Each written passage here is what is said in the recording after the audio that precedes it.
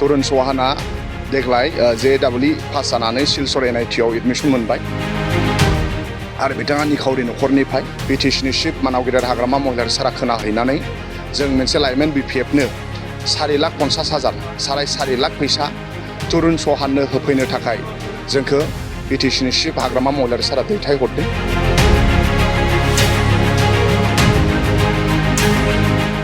जों दिनै खालाइगाव ओनसोलाव उदालगुरि जिल्लानि सिङाव थानाय खालाइगाव ओनसोलाव तरुन चौहाननि न'आव दंफैयो।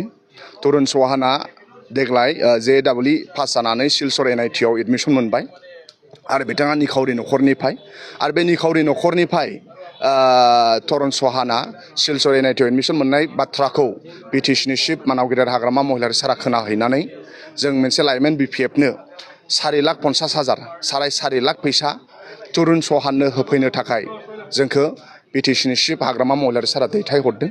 दिनै जोङो तरुन चौहाननि न'आव फैनानै तरुन चौहाननि बिमा बिफा बिथांमोननो बिटिसिनि चिफ हाग्रामा महिलारि सार हरनाय 4,50,000 फैसाखौ जों गथायफैबाय।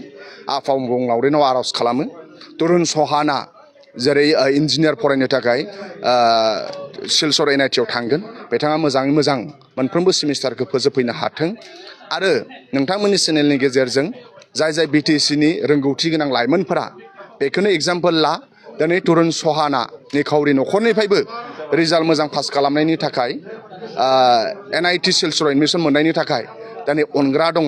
दिनै बिटिसिनि चिफआ BPF दोलोनि प्रेसिडेन्टआ गोरिब गुन्द्रा रोंगौथि गोनां फरायसाफोरखौ अनगासिनो दङ।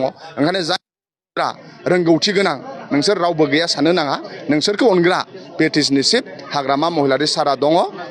ओंखायनो दिनै जोङो तरुन चौहाननि न'आव फैनानै तरुन चौहाननो 4,50,000 बिटिसिनि चिफ हाग्रामा महिलारि सार हरनायखौ जों फैनानै होफैदों। बिथांमोननि न'खर आरो फरायसानि सायाव मा साजेसन